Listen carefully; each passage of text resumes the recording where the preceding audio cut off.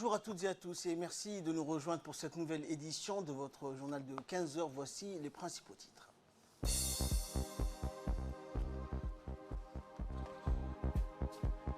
Le président de la République a quitté la capitale aujourd'hui à destination de la France. Et les États-Unis réclament la tenue d'élections en Irak.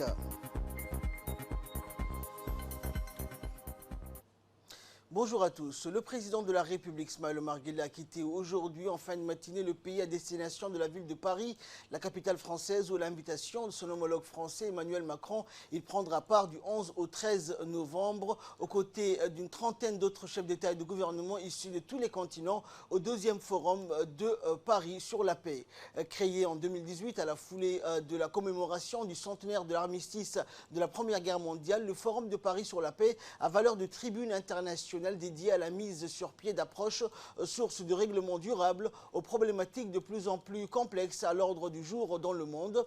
Et son ambition est de servir de laboratoire d'idées et d'expertise à la disposition des sociétés du monde afin que ces dernières appréhendent avec sérénité et clairvoyance et responsabilité les défis majeurs qui se posent à elles.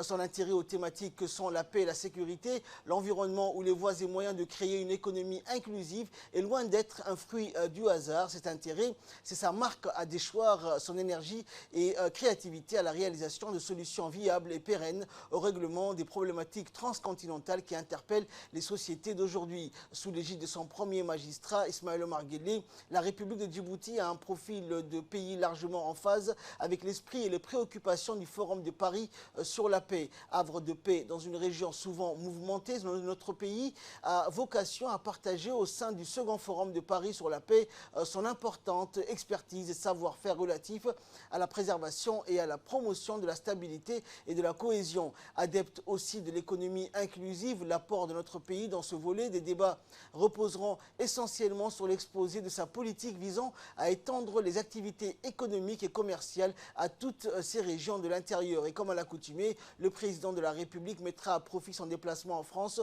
pour sensibiliser les milieux d'affaires français sur les opportunités d'investissement à Djibouti.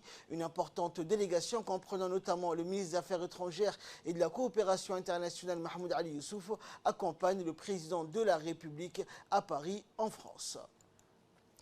Et avant son départ pour Paris, le président Guelleh a donc reçu aujourd'hui, en milieu de matinée, au salon VIP de l'aéroport international de Djibouti, un émissaire du président comorien Azali Assoumani. Porteur d'un message écrit, cet émissaire du président comorien n'est autre que le ministre des Transports maritimes et aériens de ce pays, Bian Rifi Tarmidi. Les relations d'amitié et de coopération entre les deux pays et les deux peuples ont essentiellement été abordées au cours de cette audience. À l'issue de ces entretiens avec le président Guelleh, le ministre comorien a fait état de la volonté de son pays d'œuvrer au renforcement du niveau d'échange et de collaboration entre les deux nations. On l'écoute. Rencontrer effectivement le président ce matin en tant que porteur de message de son homologue comorien, Excellence le président Azali. C'est d'abord un message d'amitié et de fraternité et puis de renforcement de la coopération qui existe entre nos deux pays. Le président Azali a rencontré son homologue Sochi, ils en ont parlé de beaucoup de choses. Le président Azali a un projet à Paris le mois prochain, décembre, donc il convie le président en tant que dimension politique, effectivement, donc à se retrouver à Paris entre le 2 et le 3 décembre dans une conférence de bailleurs de fonds pour l'émergence des Comores. Alors, mais en même temps, nous savons que Djibouti a un projet également de représenter l'Afrique au Conseil de sécurité et que le président Azali le soutient entièrement. Et donc il va en sorte faire que, bon, il fera des déclarations dans ce sens. Et puis nos pays de la région seront associés à ce projet djiboutien. Écoutons à présent l'intervention du ministre djiboutien de l'équipement et des transports, Moussa Mohamed Ahmed. vient de souligner, il a été reçu ce matin par le président de la République. Comme vous le savez, il était un porteur d'un message adressé par le président comorien à notre président. Le contenu du message, c'est renforcer la coopération entre les deux pays et en même temps inviter le président de la République pour prendre part aux conférences de partenaires au développement qui aura lieu à Paris le 3 décembre. Le président a accepté l'invitation, il va participer et en même temps ils ont discuté de la candidature de Djibouti au poste non permanent du Conseil de sécurité. Comme mon collègue a affirmé, Comores soutient la République de Djibouti, mais elle va travailler aussi dans la région pour recueillir, beaucoup de pays pour soutenir la candidature de Djibouti pour avoir ces postes au mois de juin prochain, Inch'Allah. Également dans l'actualité, le Premier ministre Abdelkader Kamel Mohamed a reçu aujourd'hui Damien Régnard, sénateur français établi hors de France. Le sénateur Régnard a exprimé sa grande satisfaction de rencontrer le Premier ministre et de séjourner à Djibouti en ce jour de commémoration de l'armistice de 1918, signé le 11 novembre 1918 exactement, qui a mis fin au combat de la Première Guerre mondiale. La rencontre à laquelle ont assisté l'ambassadeur de France à Djibouti, Arnaud Guillois, et le conseiller du Premier ministre Ali Silaï a permis de procéder à un échange de vues sur les différents axes de la coopération bilatérale et compte tenu des liens séculiers sur la nécessité de se projeter vers l'avenir en renforçant les rapports de solidarité, de partage et de communauté de vision déjà existants entre la France et Djibouti, notamment les projets culturels, économiques et militaires. Les échanges ont également porté sur les voies et moyens susceptibles de promouvoir les échanges commerciaux ainsi que la perspective d'investissement d'entreprises de l'Hexagone à Djibouti. Rappelons que Damien Régnard a travaillé dans le commerce et depuis 2015, membre du conseil d'administration de la Caisse des Français de l'étranger. Il est marié et père de 3 enfants. Le ministre du Budget, Abdelkarim Aden Cher, a accueilli ce matin dans la salle de réunion du département du budget une délégation d'investisseurs américains en séjour de travail à Djibouti. C'est la seconde visite de ces investisseurs sur le sol national. La première prise de contact avec les autorités du pays entamée auprès du ministre du budget. Ce groupe d'investisseurs américains dirige une entreprise spécialisée dans le domaine de la construction, de l'agriculture. Le ministre a longuement suivi les exposés de ces investisseurs américains avec à leur tête un Djiboutien qui co-dirige avec un Américain respectivement, Dirane Aceite et Dean Devos. Peu après cet entretien élargi avec le ministre du Budget, cette délégation a été introduite auprès du ministre de l'Agriculture par le ministre du Budget, Mohamed Ahmed Awale, et a pu également suivre les compétences de ce groupe d'investisseurs américains dans le domaine de l'investissement et de l'agriculture notamment. Et ils se sont réjouis de l'accueil réservé par les autorités et se sont dit prêts à investir dans un futur très court. La délégation d'investisseurs américains en tournée terminé leur visite de travail à l'aéroport international d'Ambouli où la délégation a rencontré les responsables de l'aéroport. Cette délégation a pu également s'entretenir là aussi avec les plus hauts responsables du pays, dont Negib Abdel Kamil et plusieurs autres personnalités. Le ministre du Travail chargé de la réforme de l'administration, Isman Ibrahim Roblé, a reçu aujourd'hui l'ambassadeur des États-Unis à Djibouti, Larry André, accompagné du directeur des ressources humaines de l'ambassade, Satish Ner. Larry André a profité de cette rencontre pour confirmer sa satisfaction de l'excellence des relations de coopération diplomatique entre les États-Unis et la République de Djibouti. L'ambassadeur a également rassuré le ministre que le gouvernement des États-Unis qu'il représente est disposé au renforcement de la coopération dans le domaine relevant de l'attribution du ministre du Travail, notamment l'insertion des jeunes à l'emploi et promouvoir la préférence nationale à l'embauche. Et par la suite, le ministre du Travail, Isman Ibrahim Roblé, a reçu l'ambassadeur de la Turquie à Djibouti, Levent Sehinkaya, et à son cabinet. Donc cette rencontre s'inscrit dans le cadre de la prise de contact du nouvel ambassadeur turc avec les membres du gouvernement. L'ambassadeur turc a confirmé l'excellence de la coopération bilatérale entre la Turquie et Djibouti. De son côté, le ministre a rassuré le diplomate turc de prendre toutes les dispositions nécessaires pour renforcer la collaboration avec l'ambassade de la Turquie. Au terme de la rencontre, les deux parties ont convenu de travailler davantage pour améliorer les relations de coopération entre les deux pays frères et amis. C'est ce matin que s'est ouverte la cérémonie de lancement de la validation de la stratégie de l'Institut des études diplomatiques. Cet atelier a été présidé par le ministre des Affaires étrangères et de la coopération internationale, Mohamed Ali Youssouf, représenté par Madame Marie Natalis, et l'Union européenne, et a réuni les directeurs des représentants des académies diplomatiques des pays membres de l'IGAD. La suite dans ce commentaire. Assise la finalisation d'une stratégie sur 5 ans qui consiste à formuler un plan stratégique sur 5 ans ainsi qu'un plan pour la viabilité financière à moyen et à long terme de l'Institut des services étrangers, qui inclut la mise en place de la structure organisationnelle. Il consiste à offrir des formations aux diplomates et aux fonctionnaires des États membres de l'IGAD qui s'occupent des questions liées à l'intégration économique et régionale et à la diplomatie de haut niveau. En d'autres termes, l'Institut vise à renforcer les capacités de négociation liées aux défis régionaux ainsi qu'aux questions continentales et mondiales dans le domaine des recherches potentielles, ainsi que la structure organisationnelle et le financement nécessaires pour offrir ces services. Ces assises placées au cœur de la réflexion sur le rôle des académies diplomatiques dans l'appui des politiques de promotion pour une intégration économique, régionale, progressive, harmonieuse, cohérente et inclusive. Face aux changements géopolitiques que connaissent les pays de la Corne de l'Afrique, il est urgent que les acteurs des diverses institutions politiques des pays de l'IGAD puissent être en symbiose dans leurs efforts en vue d'assurer une intégration régionale inclusive. Et dans son intervention lors de cette réunion, le directeur de l'Institut diplomatique, Moussa Megag, a dans son discours d'ouverture déclaré que cette conférence consiste donc à bâtir un réseau de chercheurs capables d'alimenter ou d'orienter par leur réflexion ou idée la décision de nos leaders sur toute question stratégique ou d'actualité régionale. Nous l'écoutons. Cette stratégie est destinée à doter notre institut les moyens académiques, techniques, administratifs et financiers afin qu'il soit apte à répondre à sa nouvelle mission. En effet, la globalisation du monde dans lequel nous vivons entraîne des changements rapides et profonds et requiert la disponibilité pour notre région de diplomates et des cadres susceptibles de relever à des défis multidimensionnels communément appelés l'agent de changement.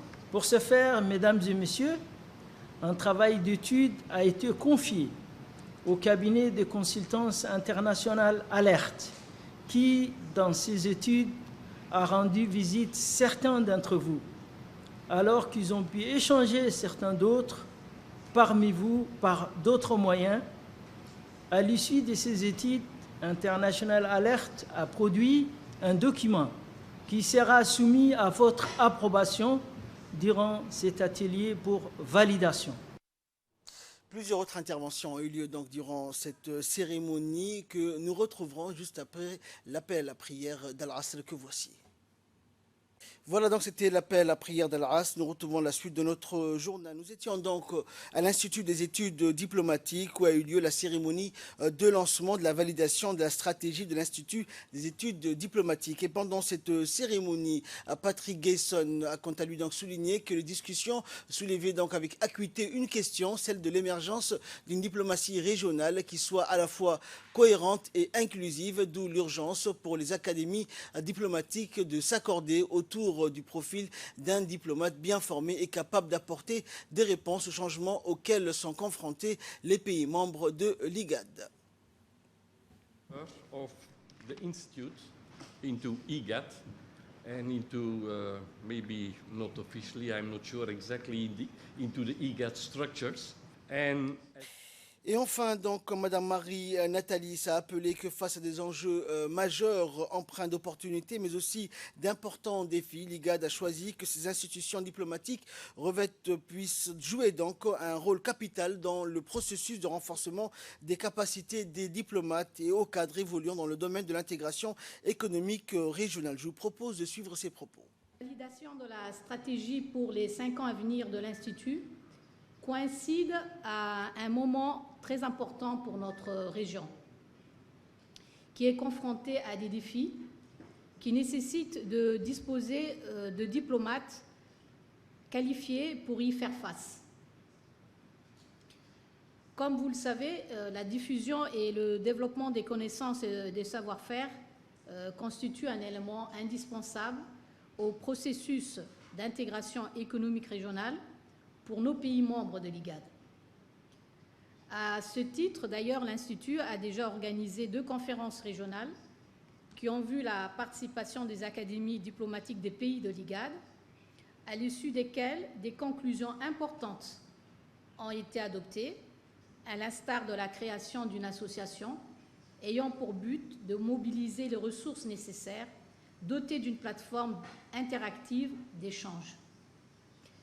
Mesdames et messieurs, notre objectif pour la création de cet institut demeure toujours de produire pour notre région des diplomates et des cadres aptes à remplir leur mission avec efficacité, efficience, à travers les outils de formation que vous jugeriez adéquats pour les besoins de nos cadres, aussi bien au secrétariat de l'IGAD que pour les États membres. À l'instar du monde musulman et de la capitale, les régions du centre et du sud du pays, notamment Addis Abeba, Dikil et Arta, ont célébré la fête commémorant la naissance de notre bien-aimé prophète Mohammed, paix et salut de Dieu soit sur lui, dans une ambiance de ferveur religieuse. La fête bénie du Moulid al-Nabi, qui commémore la naissance de notre bien-aimé prophète Mohammed, paix et salut de Dieu soit sur lui, a été observée dans ces 3 régions du pays. Cette fête est ainsi célébrée chaque année, le 12e jour du mois de Rahib al-Awwal du calendrier musulmans. Comme à l'accoutumée, des cérémonies religieuses sont organisées dans les différents quartiers de la ville Assadjoug, de la région de l'Unité et de la région d'Arta. Et pour marquer cet événement, les préfets de la région, Moussa Aden Migane, le député Abdou Siki et le président d'annexe RPP de la région, ainsi que la population Assadjoug, ont pris part massivement à cette soirée, également dans les régions de Dikil et dans les régions d'Arta. Regardez.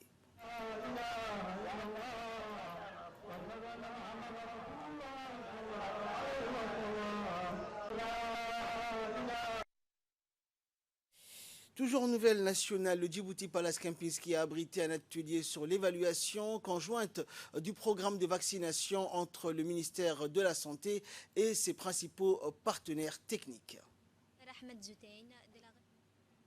Madame Melva Johnson et des représentants des Gavi. En effet, les travaux d'évaluation conjointe s'est déroulés du 3 au 7 octobre 2019 afin d'analyser la performance du programme de vaccination tout en identifiant les actions clés qui sont susceptibles d'atteindre une meilleure couverture vaccinale dans les pays. Comme chaque année, les participants s'y sont penchés sur les voies et moyens de renforcer les domaines essentiels tels que l'amélioration du système de données, la préservation optimale de la chaîne de froid, le renforcement de la surveillance épidémiologique, ainsi que la facilitation d'accès aux services. Les experts ont établi un grand nombre de recommandations à travers l'élaboration du plan d'action annuel en déterminant les cibles et les résultats attendus des actions en faveur de l'élargissement de la couverture vaccinale à Djibouti. Cette nouvelle stratégie s'inscrit dans le cadre de renforcement des systèmes préventifs qui sont au cœur de la politique sanitaire menée par les ministres de la Santé.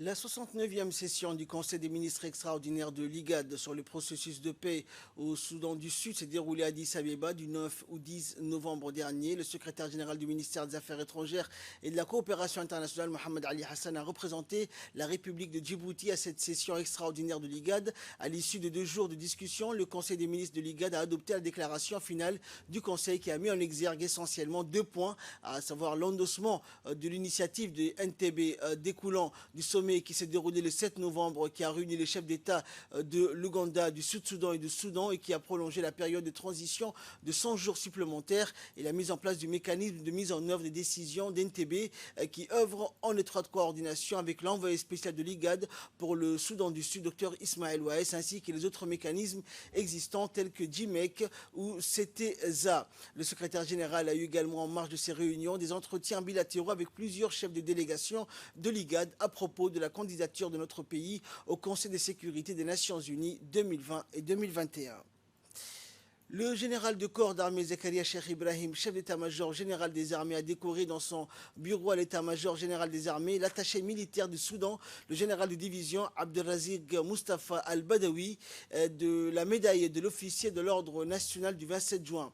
Durant cette cérémonie de décoration, le général Zakaria Cheikh Ibrahim était assisté par le lieutenant-colonel Yonis Elmi Waïs, chef de cabinet du SEMGA, du lieutenant-colonel Nidal Galib Mourbel, chef du premier bureau du commandement Hassan Youssouf, chargé du département arabe des forces armées djiboutiennes. Le général de division Abdelazir Mustafa Ali Badawi, l'attaché militaire du Soudan, s'est dit honoré et reconnaissant de la distinction dont il a fait l'objet ce jour, venant particulièrement d'un chef d'état-major général. En effet, depuis sa nomination en 2016 au poste d'attaché militaire, le général de division Abdelazir Mustafa Ali Badawi s'est attelé à renforcer et consolider les relations d'amitié et de coopération entre les deux pays dans le domaine militaire. Ces champs d'action étaient multiples et spécifiques, couvrant la santé pour le recrutement des médecins spécialistes, l'arrivée des techniciens spécialistes au profit de l'armée de l'air et le recrutement expert en mécanique pour la direction centrale des matériels. Arrivé au terme de sa mission à Djibouti et au vu de son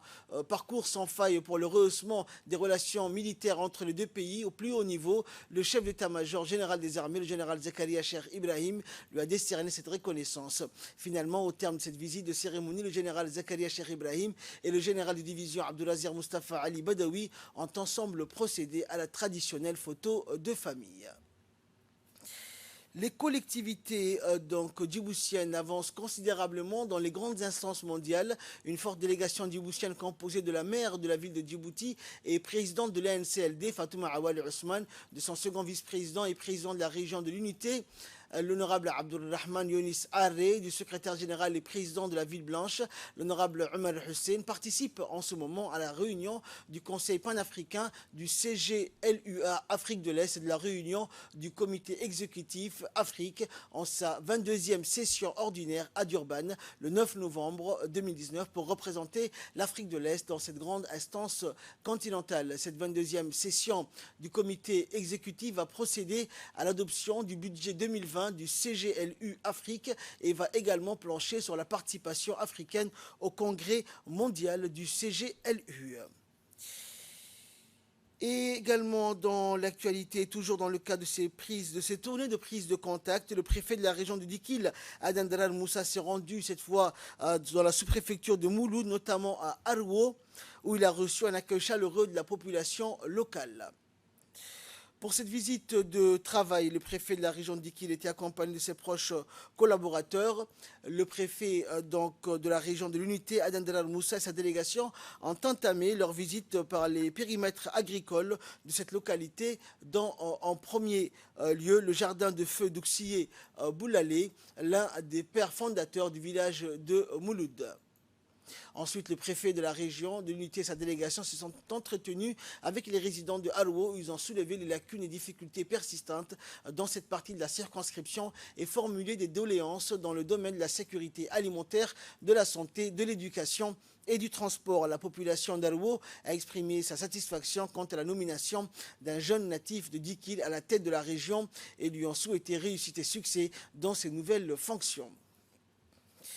Dans la matinée d'aujourd'hui, une forte délégation conduite par le secrétaire général du secrétariat d'État à la décentralisation, Mohamed Issé Faraj, et la directrice des études et prospection du ministère des Affaires étrangères et des Solidarités, Mouna Ahmed Ragué, composée de hauts cadres du ministère des Affaires sociales, de la décentralisation de la DDS, se sont déplacés pour prendre part à la réunion du comité régional du PNCF à Tadjoura. Il est à noter que le comité régional du PNCF, présidé par le premier adjoint du préfet Habib Djilani Burhan, du vice-président du conseil régional Abdelkader Omar, composé du sous-préfet du Lac-Assal, de Randa, d'Adaïlou et de Dora, et des représentants du secteur de Mabla et le directeur de la santé, celui de l'éducation, le coordinateur du guichet social, représentant du MAS. Cet organe est chargé de la coordination des activités transversales et du suivi du programme. Les discussions ont par ailleurs concerné les prochaines étapes quant à l'extension du PNCF dans les localités de cette région,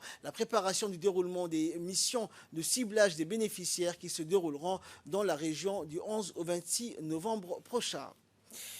Écoutons pour plus de précision le secrétaire général du secrétariat d'État à la décentralisation. Et nous reviendrons donc sur cet extrait dans les prochaines éditions. Et pour clore l'actualité nationale, page nécrologie, nous avons appris avec tristesse le décès survenu hier à Mogadiscio de Ahmed Hersi Youssouf, connu sous le surnom d'Ahmed Da'ar, d'où il prenait donc soin suite à une longue maladie. Le défunt, né en 1940 à Djibouti, laisse derrière lui une veuve, 8 enfants et plusieurs petits-enfants. Le défunt Ahmed Hersi Youssouf était connu pour sa sagesse et son humilité. Que la terre lui soit légère et qu'Allah le Tout-Puissant l'accueille dans son paradis éternel. Inna lillahi wa inna ilayhi raji'un. En nouvelles du monde à présent, les États-Unis réclament la tenue d'élections en Irak, la suite avec Fardous Hussein. Appelé les autorités irakiennes à organiser des élections anticipées et à mener une réforme électorale. Ils ont demandé que cessent les violences contre des manifestants qui ont fait des centaines de morts. La contestation lancée le 1er octobre pour réclamer la chute d'un pouvoir jugé corrompu et incompétent a tant semblé faire trembler les autorités. Après plus d'un mois et 319 morts selon un bilan officiel annoncé dimanche matin, les rangs sont plus resserrés que jamais. La majorité des forces politiques se sont même entendues pour en finir avec des manifestations qui conspuent les dirigeants et le puissant voisin iranien, considéré comme l'architecte du système politique irakien rongé par le clientélisme. Après cet accord pour un retour à la vie normale, les forces de sécurité ont intensifié la répression dans un pays coupé du monde depuis une semaine, sans Internet ni réseaux sociaux. Et enfin, en Bolivie, le président Evo Morales a annoncé aujourd'hui qu'il démissionnait à la suite avec Fardous Hussein.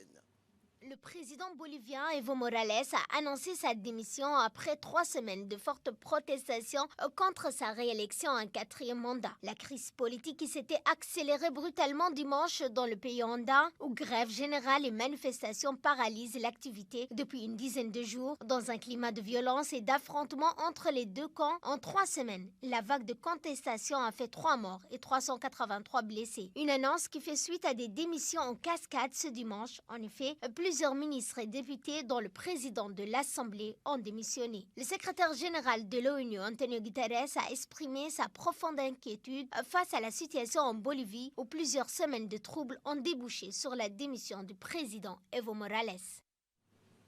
C'est ainsi que prend fin cette édition et merci pour votre très aimable fidélité.